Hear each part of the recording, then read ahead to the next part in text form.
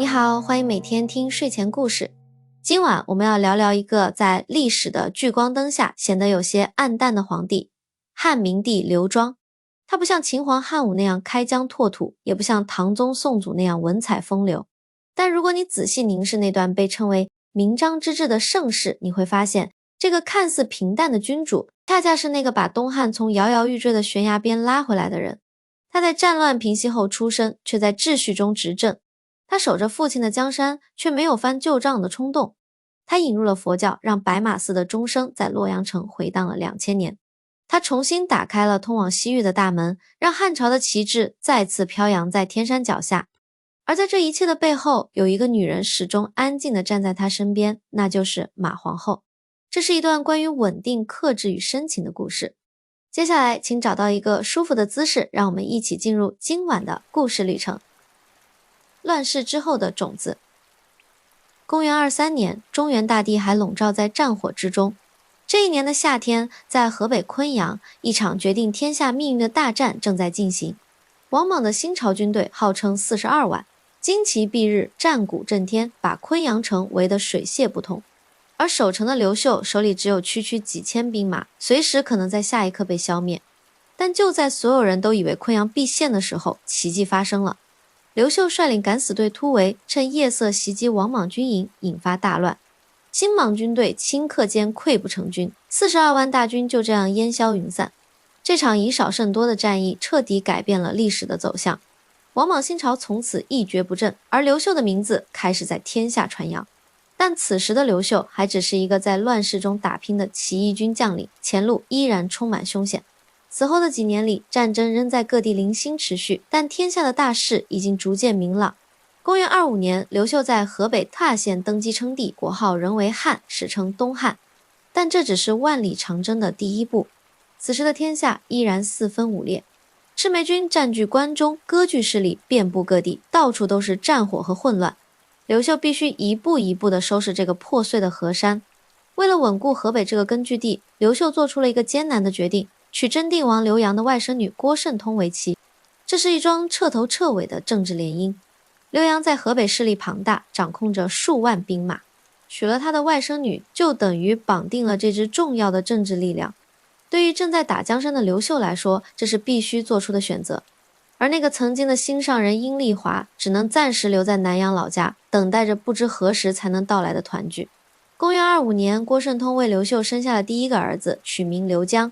作为嫡长子，刘江一出生就注定了太子的位置，这是儒家礼法的铁律，也是政治的需要。就在刘秀忙于平定天下的那些年里，阴丽华一直在南阳等待。他不知道自己还能不能再见到那个人，不知道自己在他心中还占据着怎样的位置，但他还是选择了等待，安静的等待。终于在公元27年，天下局势逐渐稳定，刘秀派人将阴丽华接到了洛阳。虽然只是贵人的身份，虽然位在皇后郭圣通之下，但阴丽华没有抱怨。他知道能够重新回到他身边就已经是最大的幸福。公元28年，在洛阳的皇宫里，阴丽华为刘秀生下了一个男婴，这个孩子就是刘庄。此时的洛阳虽然已经成为东汉的都城，但依然到处是战火留下的痕迹，断壁残垣还没有完全修复，空气中还残留着硝烟的气味。天下虽然初定，但战争还在继续。刘庄的出生没有带来什么吉祥的征兆，没有五色云彩，没有紫气东来，甚至连一顿像样的庆祝都没有。因为父亲刘秀还在四处征战，很少有时间回到宫中。母亲阴丽华虽然终于回到了刘秀身边，但作为侧室，她的地位终究不比皇后。而且在刘庄出生之前，郭皇后已经生下了长子刘江。按照礼法，刘江才是名正言顺的储君人选。刘庄这个虽然也是皇子，却注定了庶出的身份。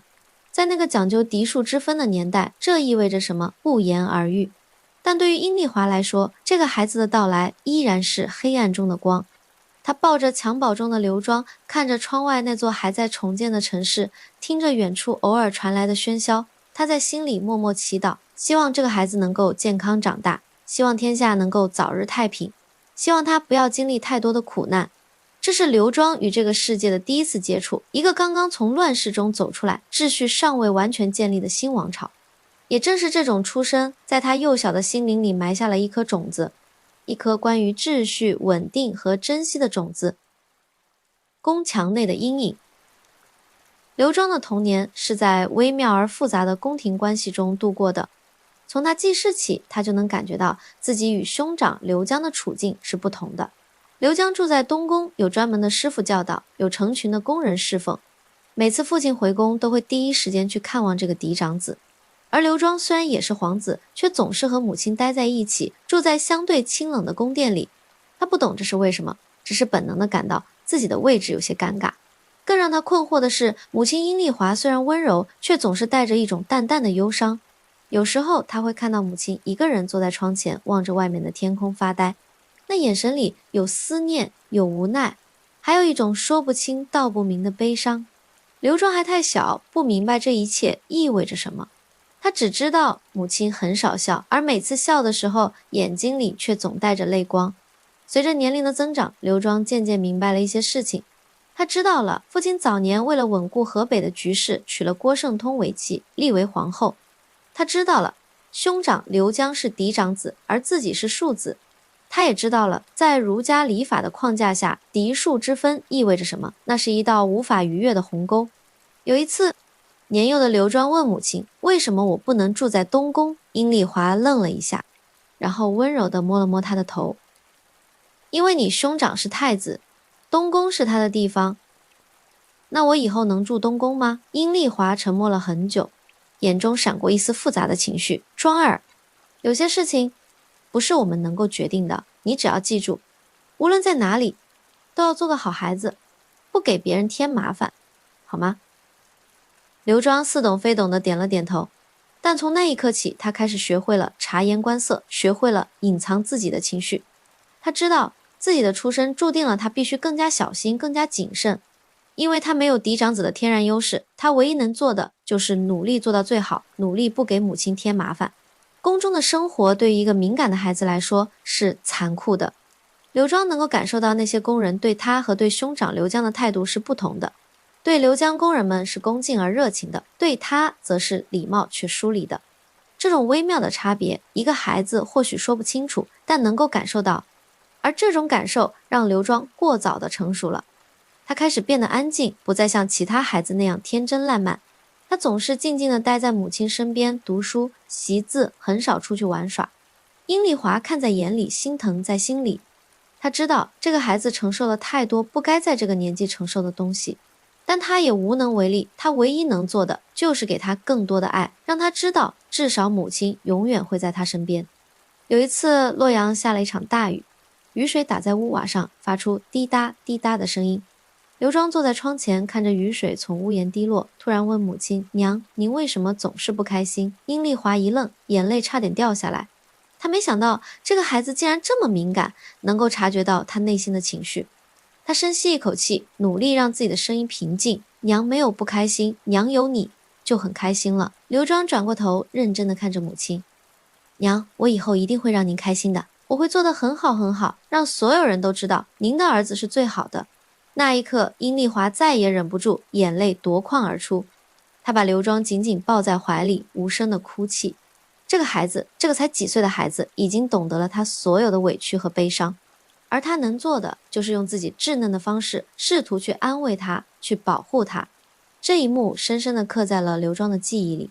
从那一天起，他心中就有了一个念头：我要变得更强，我要让母亲过上好日子，我要让她不再流泪。这个念头将伴随他的一生。命运的转折。公元39年，刘庄11岁这一年，一件惊天动地的大事发生了。父亲刘秀做出了一个让所有人震惊的决定，废黜皇后郭圣通，改立阴丽华为皇后。这在当时简直是石破天惊。郭圣通虽然性格有些骄纵，但并没有犯下什么大错，而且他为刘秀生育了多个子女，其中长子刘江已经被立为太子。按照儒家礼法，废后是极其不妥的事情，会招来朝野的非议，但刘秀还是这么做了。有人说这是因为刘秀对阴丽华的深情始终未变，当年为了江山，他不得不娶郭圣通，不得不让阴丽华委屈。如今天下已定，他终于可以遵从自己的内心，给阴丽华一个迟来的公道。也有人说这是因为郭圣通在后宫不够谦逊，屡次干预朝政，让刘秀不满。无论真相如何，这个决定彻底改变了刘庄和母亲的命运。阴丽华从贵人变成了皇后，从侧室变成了正宫。而刘庄虽然依然是庶出，但母亲成为皇后，她的地位自然水涨船高，整个宫中的氛围都变了。那些曾经对他们母子冷淡的宫人，现在变得恭敬起来；那些曾经高高在上的大臣，现在也开始注意这个皇后的儿子。但最戏剧性的变化来自于刘江。这位太子在母亲被废后，做出了一个让所有人意外的决定，他主动上书请求退位，把太子之位让给刘庄。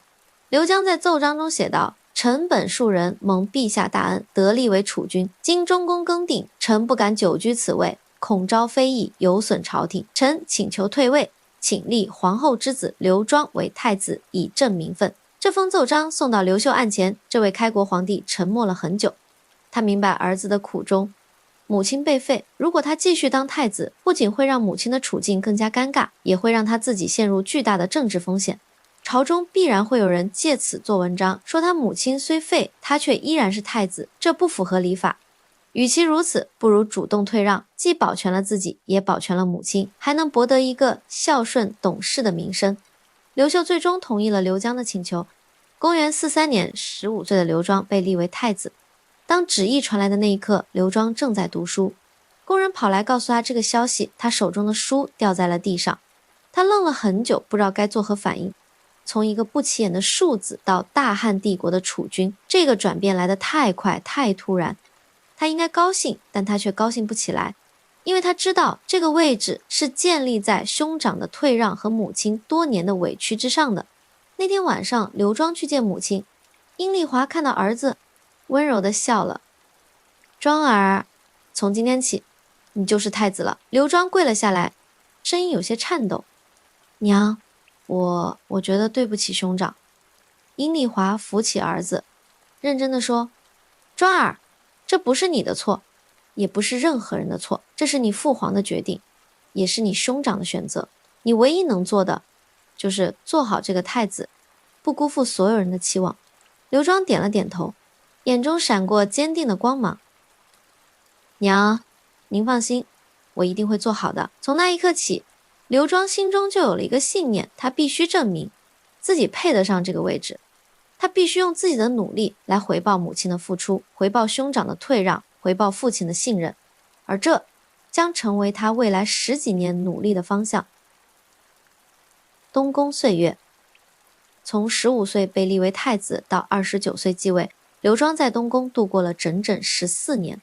这14年对于刘庄来说是一段漫长的修炼期，他必须学习如何成为一个合格的储君，如何处理复杂的朝政，如何在父亲的阴影下找到自己的位置。刘秀是一个极其优秀的皇帝，他不仅武功卓著，平定了天下，而且文治也颇有建树。他废除了王莽时期的苛政，减轻赋税，释放奴婢，让百姓得以休养生息。在刘秀的治理下，东汉初年出现了光武中兴的盛世景象。但正是因为父亲太过优秀，刘庄感到的压力也就越大。他知道自己将来必须继承父亲的事业，而这不是一件容易的事情。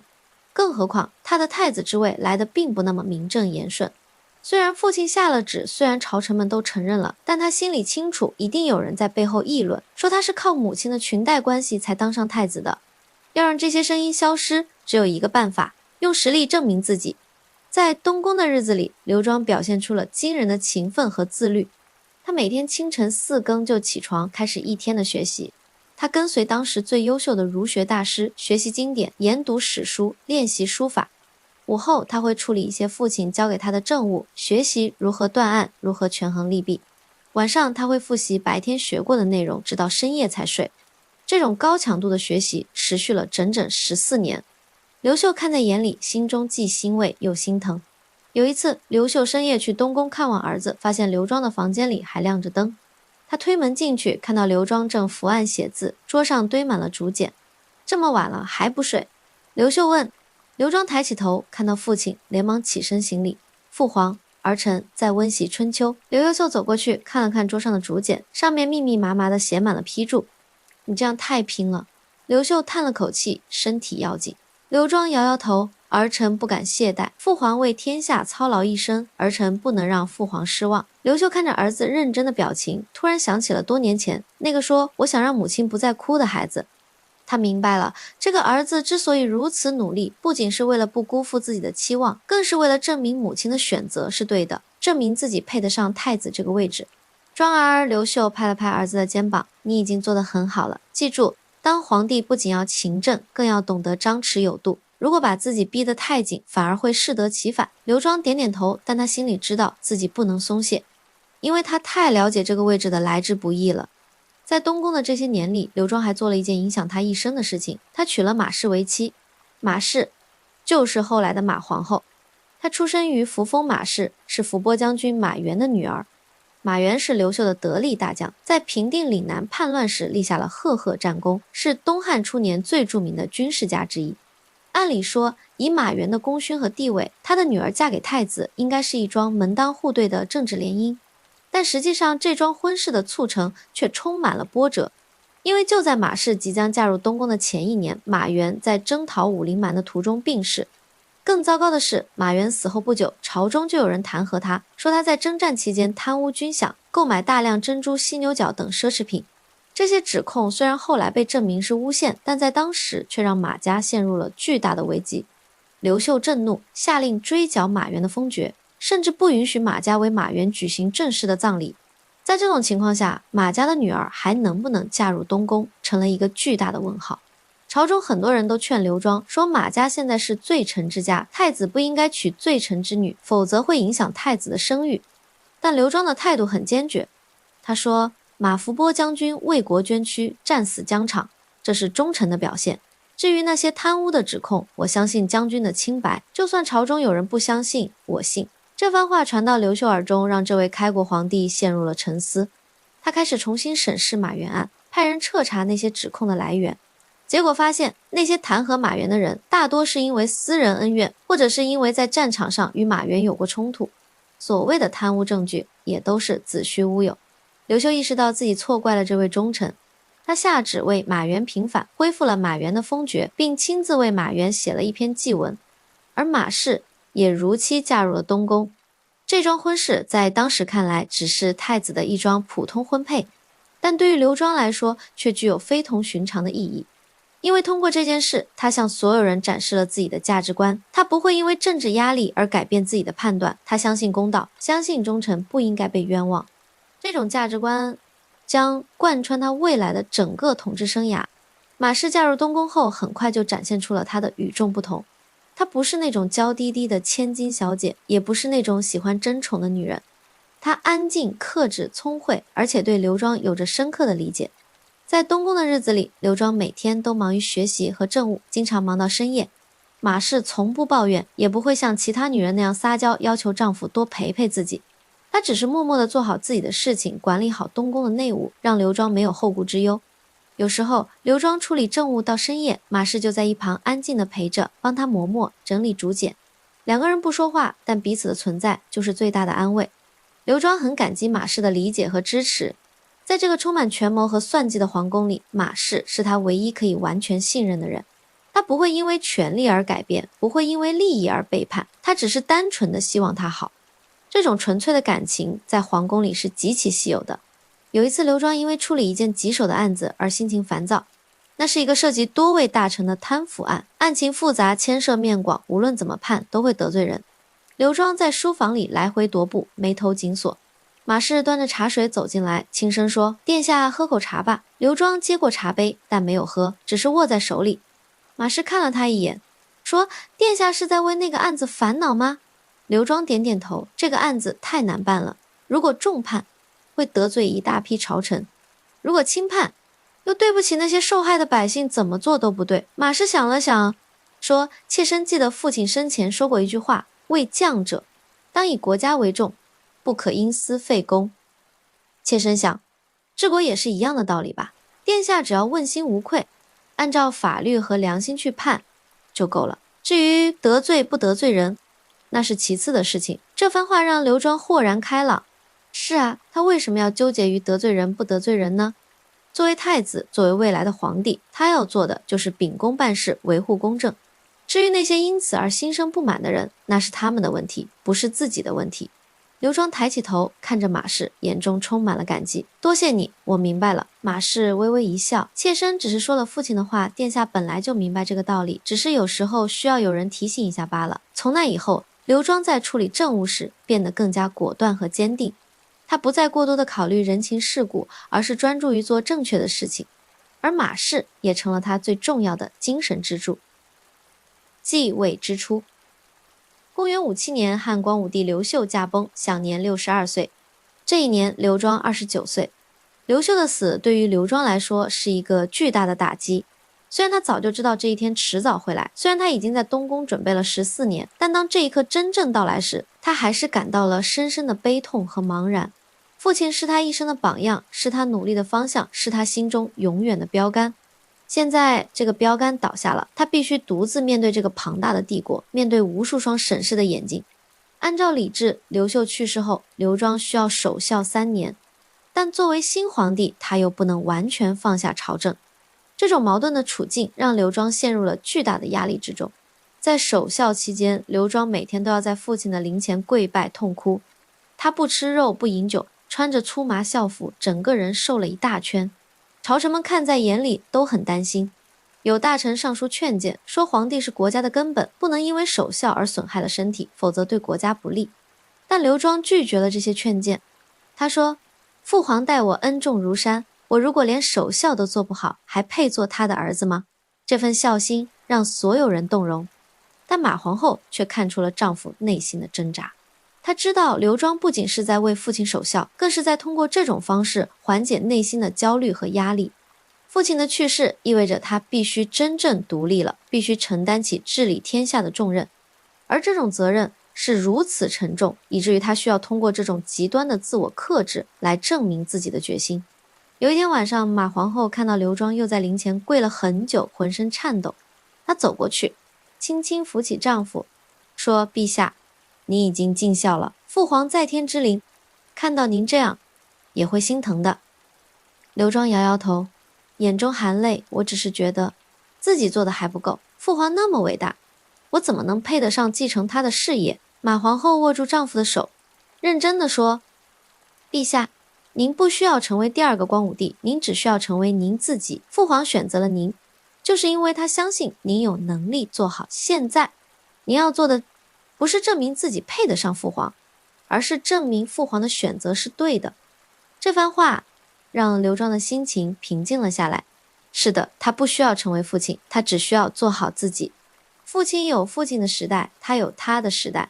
父亲平定了乱世，建立了东汉，他要做的是守城，是让父亲打下的江山更加稳固。这是2种不同的任务，需要2种不同的方式。从那以后，刘庄的心态发生了微妙的变化。他不再过度的苛求自己，而是开始思考，在父亲的基础上，自己能做些什么。刘庄继位后面临的第一个考验，就是如何处理父亲留下的功臣集团。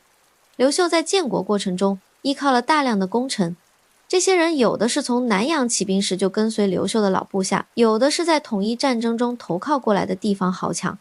他们为东汉的建立立下了汗马功劳，但同时也形成了一个庞大的利益集团。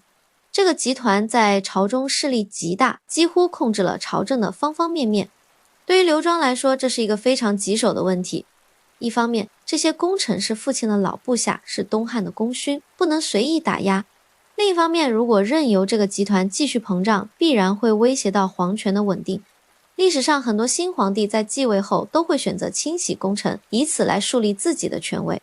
但刘庄没有这样做，他选择了一条更加温和也更加聪明的路线，不翻旧账，但立新规矩。他首先重申了父亲制定的政策，对功臣们给予了充分的尊重和优待。他下诏，凡是跟随父亲起兵的老臣都可以享受特殊的待遇，包括免除过役、减免赋税等。这一举措让那些功臣们松了一口气。他们本来担心新皇帝会秋后算账，但现在看来，这位年轻的皇帝并没有这个意思。但同时，刘庄也开始悄悄地调整朝堂的权力结构。他提拔了一批年轻的官员，这些人大多是通过察举和举荐进入仕途的，没有功臣集团的背景。他把这些人安排到关键的位置上，让他们逐渐参与到朝政的决策中来。这种做法非常巧妙，他没有直接削弱功臣的权力，而是通过扩大权力池，让功臣的影响力相对减少。更重要的是，刘庄还建立了一套严格的考核制度。他规定，所有的官员，无论是功臣还是新人，都必须定期接受考核。考核的内容包括政绩、廉洁、名望等多个方面。如果考核不合格，就会被降职或者罢免。这套制度的建立，让那些躺在功劳簿上吃老本的功臣们感到了压力。他们意识到，在这位新皇帝的治下，光有功劳是不够的，还必须有实际的作为。有一次，一位功臣因为贪污被查出来，刘庄准备按律处置。这位功臣是父亲的老部下，在建国战争中立过大功。朝中很多人都为他求情，希望刘庄能看在他以往功劳的份上从轻发落，但刘庄拒绝了。他在朝会上说，功臣有功劳，朕不会忘记该给的赏赐，一分都不会少。但法律就是法律，无论是谁，只要犯了法，就要受到惩罚。如果因为功劳就可以免罪，那天下还有什么公道可言？这番话说的斩钉截铁，没有任何商量的余地。那位功臣最终被定罪，虽然因为以往的功劳免去了死刑，但也被流放到了边疆。这件事在朝中引起了巨大的震动。所有人都明白了，这位年轻的皇帝虽然温和，但在原则问题上是绝不会让步的。从那以后，朝中的贪腐现象明显减少，官员们都变得更加谨慎和自律。在处理功臣问题上，刘庄展现出了他的智慧和魄力，但在另一个问题上，他却表现得格外谨慎，那就是外戚问题。外戚是中国历史上一个永恒的难题。皇帝的母族和妻族因为血缘关系，往往能够获得巨大的权力。如果处理不当，外戚就会专权威胁皇权，甚至导致王朝的覆灭。西汉就是一个典型的例子，王莽就是以外戚的身份篡夺了西汉的江山，建立了短命的新朝。刘秀在建国后对外戚问题非常警惕，他严格限制外戚的权利，不让他们参与朝政，即使是自己的母族和妻族也都受到了严格的约束。刘庄继承了父亲的这一政策，他对外戚的态度可以用8个字来概括：恩宠有加，权力有限。一方面，他对马皇后的家族给予了极高的礼遇，马皇后的兄弟们都被封为侯，享受优厚的待遇。但另一方面，他坚决不让马家人参与朝政。马皇后的几个兄弟虽然有侯爵的身份，但都只能待在封地，不得进京。即使进京，也不能长期逗留，更不能担任朝中的重要职务。这种做法虽然看似冷酷，但却是必要的。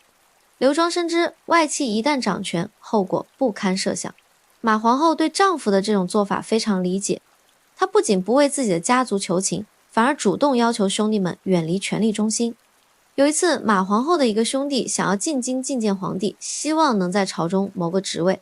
马皇后得知后，立刻写信拒绝，信中说：“吾兄弟骄纵，不知天高地厚，如今蒙皇恩，以得封侯，此已是莫大荣耀，岂可再贪图权位？自取其辱，速速返回封地，安分守己，方为正道。”这封信被刘庄看到，他握着妻子的手，眼中满是感激。有你这样的皇后，是朕的福气，也是大汉的福气。马皇后淡淡一笑，妾身只是做了应该做的事情。这对帝后在外戚问题上的默契，为东汉的政治稳定奠定了基础。在刘庄和马皇后的共同努力下，东汉初年没有出现外戚专权的现象，这在中国历史上是非常罕见的。佛光东来。公元64年，汉明帝刘庄在位的第7年，一件改变中国历史进程的大事发生了。这一年，刘庄做了一个梦，在梦中他看到一个金色的人，身形高大，头顶有光环，从西方飞来，在宫殿上空盘旋。那个金人浑身散发着柔和的光芒，让人感到无比的宁静和祥和。刘庄在梦中想要追上去，但那个金人越飞越远，最后消失在西方的天际。刘庄醒来后，对这个梦念念不忘。他觉得这个梦一定有什么特殊的含义，但他不知道是什么。第二天早朝，刘庄把这个梦告诉了大臣们，问他们有谁知道这是什么征兆。大臣们面面相觑，都不知道该如何回答。就在这时，一个叫傅毅的博士站了出来。傅毅是当时著名的学者，博学多才，对各种古籍和传说都很熟悉。他向刘庄行礼，说：“陛下，臣以为陛下梦中所见，或许是西方的神，名叫佛。”佛，刘庄第一次听到这个词。傅毅解释说，据臣所知，在西方的天竺国有一种宗教，崇拜一位名叫佛陀的圣人。佛陀在世时普度众生，传播智慧，教人向善。他圆寂后，人们为他塑像，像上有光环，正如陛下梦中所见。刘庄听后心中一动，他立刻下令派遣使者前往西方寻访佛教的真相。这个决定在当时看来似乎只是皇帝的一时兴起，但在历史的长河中，这却成为了中国文化史上最重要的转折点之一。后世史家多认为这是一个被文学化的政治象征。刘庄派出的使者叫蔡英，是一位经验丰富的外交官。蔡英带着10几个随从从洛阳出发，沿着丝绸之路向西而行。这是一次极其艰难的旅程，他们要穿过茫茫戈壁，翻越巍峨的昆仑山，经历风沙、酷热、严寒以及无数的危险。很多随从在途中病倒，有的甚至客死异乡。但蔡英没有放弃，他带着剩下的人一路向西，终于在公元6、7年到达了大月氏国。在大月氏，蔡英见到了2位印度高僧，一位叫摄摩腾，一位叫竺法兰。这2位高僧德高望重，精通佛法，在当地享有极高的声誉。蔡英向他们说明了来意，希望他们能够东行到中国传播佛法。摄摩腾和竺法兰听后非常高兴，他们早就听说东方有一个强大而文明的国家，那就是中国。现在中国的皇帝主动邀请他们去传法，这是多么难得的机会。于是2位高僧答应了蔡英请求，他们收拾行囊，带上佛经和佛像，跟随蔡英一起踏上了东行的旅程。这一路依然艰辛，但2位高僧对佛法的虔诚以及对东方的向往，支撑着他们走完了这段漫长的路程。公元6、7年，经过2年多的跋涉，蔡英终于带着2位高僧回到了洛阳。刘庄得知消息后非常高兴，他亲自出城迎接，将2位高僧请进宫中，以贵宾之礼相待。摄摩腾和竺法兰向刘庄献上了他们带来的佛经和佛像。刘庄看着那些用梵文写成的经书，虽然一个字都看不懂，但却感到一种莫名的震撼。他觉得这些经书中一定蕴含着某种深刻的智慧。他立刻命人为2位高僧修建住所，让他们安心在洛阳传法。这个住所就是后来著名的白马寺。白马寺的名字来源于一个美丽的传说。相传当年蔡英从西方请来的佛经和佛像都是用白马驮运回来的。为了纪念这些白马的功劳，刘庄下令将寺院命名为白马寺。白马寺建在洛阳城外的郊区，占地不大，但布局精巧。寺院中央是一座佛殿，供奉着摄摩腾和竺法兰带来的佛像。佛殿2侧是僧房，供高僧们居住和修行。院中种满了松柏和竹子，环境清幽，适合静心参禅。白马寺建成后，摄摩腾和竺法兰开始在这里翻译佛经。他们最早翻译的经典是42章经，这是一部非常简短的佛经，只有几千字，但却包含了佛教的核心教义。经中讲的是如何修行，如何克制欲望，如何获得内心的平静。这些思想对于刘庄来说有着巨大的吸引力。作为一个皇帝，刘庄每天要处理无数的政务，面对无数的矛盾和冲突，他的内心时常感到焦虑和疲惫。而佛经中所说的那种超脱和宁静，正是他内心深处所渴望的。刘庄开始经常到白马寺去听2位高僧讲法，有时候他会在寺中待上1整天，与高僧们讨论佛理，探讨人生的意义。马皇后看到丈夫对佛教如此痴迷，起初有些担心，她怕丈夫会因此荒废朝政，沉迷于宗教而无法自拔。但后来她发现，佛教对丈夫来说并不是一种逃避，而是一种调节。刘庄在白马寺听法后回到宫中，心情会变得更加平和，处理政务也更加从容。他学会了用佛教的智慧来看待世间的纷争，不再那么执着于一时的得失。这种心态的变化让他的统治变得更加稳健和成熟。有一次，马皇后问刘庄：“陛下如此信奉佛法，是因为真的相信有佛吗？”刘庄想了想，说：“朕不知道是否真的有佛，但朕相信佛法中的智慧是真实的。佛法教人向善，教人克制欲望，教人追求内心的平静，这些道理，无论是对治国还是对个人修养，都是有益的。”马皇后点点头，切身明白了，陛下是在借佛法来完善自己，而不是盲目崇拜。刘庄笑了：“你理解得很对，朕引入佛法，不是要让它取代儒家，而是要让它成为儒家的补充。儒家教人如何处理人与人之间的关系，佛法教人如何处理人与自己内心的关系，两者结合，才能让治国更加完善。这种开放和包容的态度，让佛教在中国得以顺利传播。在刘庄的支持下，白马寺成为了中国佛教的发源地，被后世尊称为中国第一古刹。从此，佛教在中国生根发芽，与儒家、道家一起构成了中国文化的三大支柱。而这一切都始于刘庄那个惊人入梦的夜晚。重开西域。在刘庄引入佛教的同时，他还做了另一件影响深远的大事，重新打通西域。西域对于汉朝来说有着特殊的意义。在汉武帝时期，张骞出使西域，开辟了丝绸之路，使得中原与西域各国建立了联系。此后，汉朝在西域设立都护府，管理西域诸国，维护丝绸之路的畅通。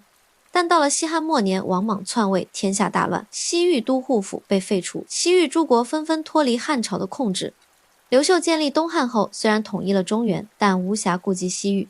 因为东汉初年百废待兴，国力还不够强盛，没有余力去经营遥远的西域，所以在刘秀统治时期，西域与中原基本处于断绝状态。但到了刘庄时期，情况发生了变化。经过20多年的休养生息，东汉的国力已经大大恢复，国库充盈，军队强大，百姓安居乐业。刘庄觉得是时候重新经营西域了。重开西域对于东汉来说有着多重意义。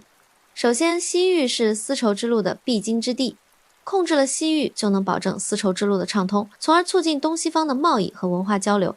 其次，西域是抵御北方匈奴的重要屏障，如果西域诸国都归附汉朝，匈奴就无法从西路南下，威胁中原。最后，重开西域也是恢复汉朝天威的需要。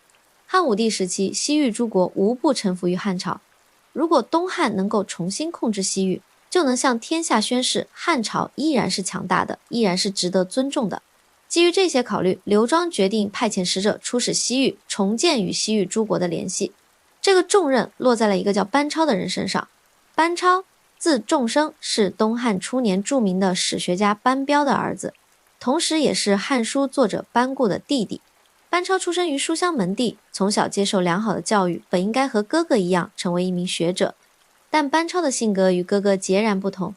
班固喜欢读书写作，一辈子待在书房里，埋头于浩瀚的历史资料中；而班超则喜欢舞刀弄枪，向往沙场征战，建功立业。有一次，班超在抄写文书时，突然把笔一扔，感慨地说：“大丈夫当立功异域，以取封侯，安能久视，比燕间乎？”意思是大丈夫应该到异域去建功立业，博取封侯怎么能一辈子在这里抄抄写写呢？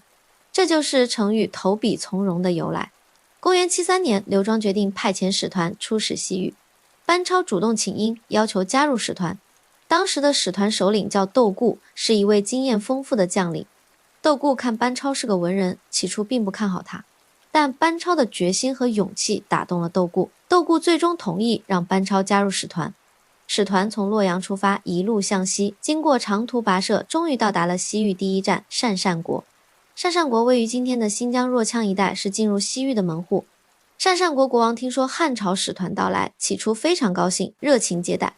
但没过几天，国王的态度突然变得冷淡起来，对使团的招待也不如之前周到。窦固很奇怪，不知道发生了什么，但班超很快就察觉到了问题所在。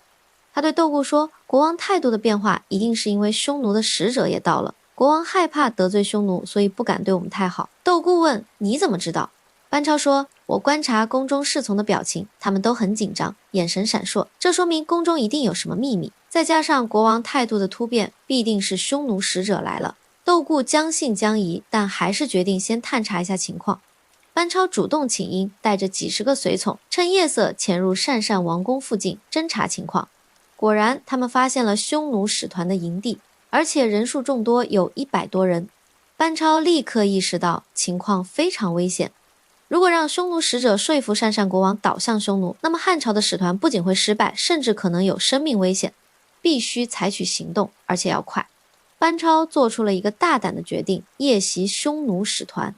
他召集随从说，我们人少，匈奴人多，如果正面交锋，肯定不是对手。但如果趁夜色偷袭，利用火攻，就有可能以少胜多。诸位，富贵险中求，愿意跟我一起干的就举手。随从们虽然害怕，但都被班超的勇气所感染，纷纷举手表示愿意跟随。当天夜里，班超带着36个勇士摸到了匈奴营地，他们在营地四周点燃柴草，制造大火，火光冲天，烟雾弥漫。匈奴使者们在睡梦中被惊醒，不知道发生了什么，慌乱逃窜。班超带着勇士们趁乱冲进营地，见人就杀。经过一夜激战，匈奴使团100多人，除了几个逃跑的，全部被杀。班超把匈奴使者的首级割下来，第二天送到鄯善王宫。鄯善国王看到匈奴使者的首级，吓得魂飞魄散。他立刻表示臣服于汉朝，愿意派遣质子到洛阳，永远归附大汉。这一仗，班超以36人击败了100多人的匈奴使团，震惊了整个西域。消息传到洛阳，刘庄大喜。此后，班超开始了长达30年的西域生涯，逐渐被赋予西域事务的重任，最终成为汉朝在西域的最高代表。在这30年里，他凭借智慧和勇气，先后平定了西域50多个国家，重新建立了汉朝对西域的控制。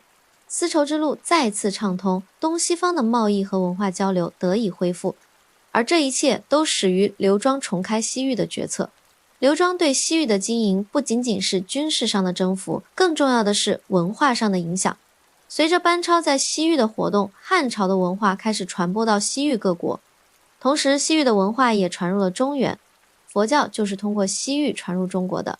白马寺的摄摩腾和竺法兰就是从西域的大月氏国来到中国的。如果没有丝绸之路的畅通，如果没有西域与中原的联系，佛教可能就无法传入中国，中国的文化面貌也会完全不同。从这个意义上说，刘庄重开西域不仅是一个政治和军事决策，更是一个文化决策。它为中国文化的多元化和丰富性做出了不可磨灭的贡献。稳定的力量。在刘庄统治的18年里，东汉保持了高度的稳定。这种稳定不仅体现在政治上，也体现在经济和社会生活的方方面面。首先是经济的繁荣。刘庄继承了父亲的政策，清除薄赋，与民休息。他规定农民的赋税不得超过收成的1/30，大大减轻了百姓的负担。同时，他还大力兴修水利，鼓励农业生产。在他的治理下，东汉的粮食产量大幅增加，百姓生活水平显著提高。史书记载，在明帝时期，天下粮仓充盈，百姓家家有余粮。这在古代社会是非常难得的景象。其次是社会治安的改善。刘庄对官员的管理非常严格，要求所有官员都要清正廉洁，为民办事。对于贪污腐败的官员，他一律严惩不贷，绝不姑息。在他的高压之下，东汉的官场风气明显好转，贪腐现象大大减少。与此同时，刘庄还非常重视司法公正。他规定所有的案件都必须依法审理，不得因为权势或者金钱而枉法裁判。为了确保这一点，他还建立了巡视制度，定期派遣钦差大臣到地方巡查，监督地方官员的执法情况。如果发现有冤假错案，立刻予以纠正，并追究相关官员的责任。这些措施让东汉的司法体系变得更加公正和透明，百姓的冤屈能够得到伸张，社会矛盾得以缓解。第三是文化教育的发展。刘庄非常重视教育，他认为一个国家的强大不仅在于军事和经济，更在于文化和教育。他下令在全国各地广设学校，让更多的孩子能够接受教育。同时，他还大力提倡儒家经典的学习，鼓励学者研究和注释经典。在他的支持下，东汉初年出现了一大批优秀的学者，如班固、贾逵、马融等。这些学者的著作为后世的文化发展奠定了基础。在刘庄的治理下，东汉呈现出一派繁荣景象。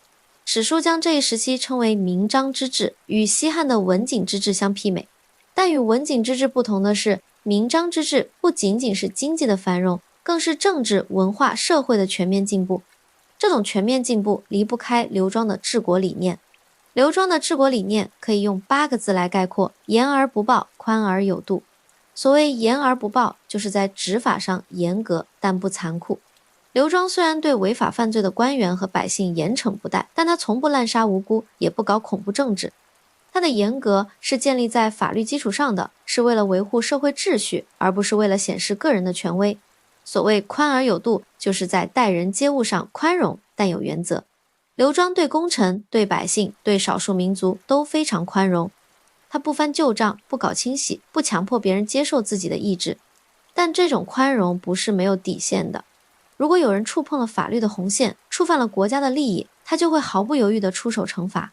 这种治国理念让东汉在刘庄的统治下，既有秩序又有活力，既有约束又有自由。最稳定的帝后组合。在刘庄治国的过程中，马皇后始终是他最坚定的支持者和最亲密的伙伴。这对帝后的关系堪称中国历史上最稳定、最和谐的帝后组合之一。马皇后的性格与刘庄非常互补。刘庄虽然聪明果断，但有时候会因为过于认真而显得严厉，而马皇后则温和宽厚，善于从人性的角度去理解和处理问题。有一次，刘庄因为一个官员的失职而大发雷霆，准备将他重罚。马皇后在一旁看到，觉得这个惩罚过重了。当天晚上，马皇后对刘庄说：“陛下，那位官员虽然有错，但罪不至于如此重罚。他为朝廷服务多年，一向勤恳，只是这次一时疏忽，如果就这样重罚，恐怕会让其他官员寒心。”刘庄听后冷静下来，重新考虑了这个案子。第二天，他改变了判决，对那个官员从轻发落。这件事传出去后，朝中官员都很感动，觉得皇后仁慈，皇帝开明。这种配合在刘庄和马皇后的生活中经常出现。马皇后从不越俎代庖，不会主动干预朝政，但当刘庄需要意见时，她总能提出中肯的建议。更重要的是，马皇后对自己的家族非常严格，她不允许马家人利用自己的地位谋取私利，不允许他们在朝中结党营私。有一次，马皇后的一个侄子犯了法，地方官员因为他是皇后的亲戚，不敢处理。马皇后听说后，立刻写信给那个地方官，说无职既然犯法，就应该依法处置，不可因为他是皇后的亲戚就网开一面，如果因此而纵容他，那就是害了他，也害了朝廷的法度。那个侄子最终被依法处理，没有因为是皇后的亲戚而得到任何特殊待遇。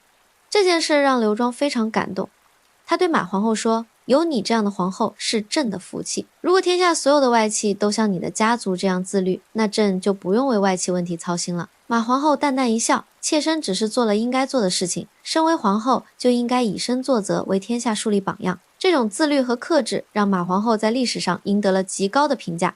后世的史学家在评价马皇后时都用贤德二字来形容她，而马皇后与刘庄的感情也非常深厚。虽然刘庄身为皇帝，后宫佳丽3000，但他对马皇后的感情从未改变。每天处理完政务，他都会回到马皇后的宫中，与她聊天，讨论一天的见闻。有时候两个人会一起在御花园散步，看看花草，聊聊家常。这种平淡而温馨的生活，在皇宫这个充满权谋和算计的地方，显得格外珍贵。马皇后为刘庄生育了5个儿子和2个女儿，其中长子刘腾后来继承了皇位，成为汉章帝。马皇后对孩子们的教育非常重视，她不希望孩子们因为出身皇室就骄纵跋扈，而是希望他们能够成为有德行、有才能的人。她经常对孩子们说：“你们虽然生在皇家，但不能因此就高人一等。要记住，皇家的荣耀是建立在为天下百姓服务的基础上的。如果你们不能为百姓做事，那这个荣耀就没有意义。”在马皇后的教育下，刘庄的几个儿子都非常谦逊和勤奋。尤其是长子刘达继承了父亲和母亲的优点，后来成为了一位贤明的皇帝。暮色降临，公元75年，刘庄统治东汉的第18个年头。这一年，刘庄47岁，对于古人来说，这已经不算年轻了。而且由于常年的劳累，刘庄的身体开始出现问题。他经常感到疲倦，有时候处理政务到一半就会头晕目眩，不得不停下来休息。马皇后看在眼里，心里很着急。他劝刘庄多休息，少操劳，但刘庄总是摇头。国事繁多，朕怎么能休息？如果朕稍有懈怠，天下百姓怎么办？马皇后心疼地说：“陛下已经为天下操劳了18年，该歇歇了。再说太子已经长大，可以分担一些政务了。”刘庄想了想，觉得有道理。他开始逐渐让太子刘达参与朝政，处理一些日常事务。刘宪从小受到良好的教育，而且深得父亲和母亲的真传，处理政务很有一套。刘庄看在眼里，心中很欣慰。他觉得自己的事业后继有人了。但就在这一年的8月，刘庄的病情突然恶化。有一天早朝，他正在处理政务，突然感到胸口一阵剧痛，眼前一黑，昏倒在龙椅上，宫中顿时乱成一团。太医们迅速赶来，对刘庄进行抢救。经过一番努力，刘庄终于清醒过来，但身体已经非常虚弱。太医诊断后告诉马皇后，皇帝的身体已经到了油尽灯枯的地步，恐怕时日无多。马皇后听后强忍着眼泪，让太医尽全力救治。同时她召来太子刘达，对他说，你父皇病重，你要做好准备，随时接班。记住，你父皇一生勤政爱民，你也要继承他的事业，不能让他失望。刘庄在病榻上躺了整整1个月，在这1个月里，他的意识时而清醒，时而昏迷。清醒的时候，他会召见大臣交代后事；昏迷的时候，他会呓语，说的都是国事。马皇后寸步不离地守在他身边，喂药、擦汗，日夜照顾。她知道丈夫这一生太累了，现在终于可以休息了，但她舍不得，她希望时间能够停止，让他们能够多在一起待一会儿。8月的最后一天，刘庄的病情急转直下，太医们已经无能为力，只能在一旁默默垂泪。马皇后握着刘庄的手，眼泪止不住的流。刘庄艰难地睁开眼睛，看着马皇后，嘴唇颤动，想要说什么。马皇后俯下身，把耳朵贴近刘庄的嘴边。刘庄用尽最后的力气说了一句话，多谢你，这一生有你相伴，朕很幸福。说完这句话，刘庄闭上了眼睛，再也没有醒来。这一年他47岁，在位18年。马皇后抱着刘庄的身体失声痛哭。那个从东宫就陪伴他的人，那个与他携手治理天下的人，就这样离开了。这一别就是永别。尾声，被低估的稳定器。刘庄死后，太子刘达即位，是为汉章帝。马皇后被尊为皇太后。在刘达的统治下，东汉继续保持繁荣，史称章帝之治。而章帝之所以能够顺利接班，并且继续父亲的事业，很大程度上得益于刘庄打下的坚实基础。刘庄在位的18年，虽然没有像父亲那样开疆拓土，也没有像汉武帝那样文治武功彪炳史册，但他做到了一件更重要的事情：稳定。他在乱世之后巩固了秩序，在初定之后带来了稳定，在焦虑之后给予了安宁。这种稳定看似平淡，实则极其珍贵。因为在中国历史上能够做到长期稳定的王朝并不多见，很多王朝在开国之初轰轰烈烈，但很快就陷入内乱，走向衰败。而东汉在刘庄的治理下，不仅没有衰败，反而越来越繁荣。这种稳定是刘庄留给后世最宝贵的遗产。但遗憾的是，刘庄在历史上的评价并不像他的功绩那样显赫。在很多史书中，他只是作为光武帝刘秀和汉章帝刘达之间的过渡人物出现，没有得到应有的重视。这或许是因为刘庄的功绩太过平淡，他没有惊天动地的战争，没有开疆拓土的功勋，没有文采风流的诗词，他只是默默地做好自己的工作，让这个国家稳定运转。而这种默默的付出，往往是最容易被忽视的。但如果我们仔细审视那段历史，就会发现刘庄的价值远远超过了表面的平淡。他引入佛教，为中国文化打开了一扇新的大门；他重开西域，恢复了丝绸之路的繁荣；他严格执法，但不滥杀无辜，让社会秩序得以维持；他与马皇后相濡以沫，树立了帝后和谐的典范。这些功绩每一项单独拿出来，都足以让一个皇帝名垂青史。但刘庄把这些都做到了，而且做得很好。只是因为他太低调、太内敛，所以被历史的聚光灯忽略了。但历史是公正的，虽然刘庄在生前没有得到应有的赞誉，但在他死后，百姓们自发地为他建立庙宇，供奉他的牌位。在民间，人们称他为明帝，认为他是一位贤明的君主。而白马寺这座他亲自建立的寺院，至今仍然屹立在洛阳，见证着那段佛光东来的历史。每当钟声响起，就仿佛在提醒后人，那个在乱世平息后出生，在秩序中执政，用一生守护这片土地的皇帝。夜深了，故事也该结束了。今晚我们讲述了汉明帝刘庄的一生，从乱世平息后的婴儿，到东宫的储君，再到坐拥天下的皇帝。他经历了太多，也承受了太多，但他始终记得自己年幼时说过的那句话：我想让母亲不再哭。这句话贯穿了他的一生。他守护母亲，守护妻子，守护百姓，守护这个刚刚从乱世中走出来的国家。他用自己的一生证明了一个道理：伟大不一定要轰轰烈烈，功绩不一定要开疆拓土，有时候最伟大的贡献就是让这个世界多一点稳定，多一点安宁。而刘庄就是那个在历史的长河中为我们守护稳定的人。他或许不是最耀眼的星星，但他是最温暖的光。好了，今晚的故事就到这里。愿你在这个安静的夜晚能够感受到那份来自2000年前的稳定和温暖。晚安，好梦。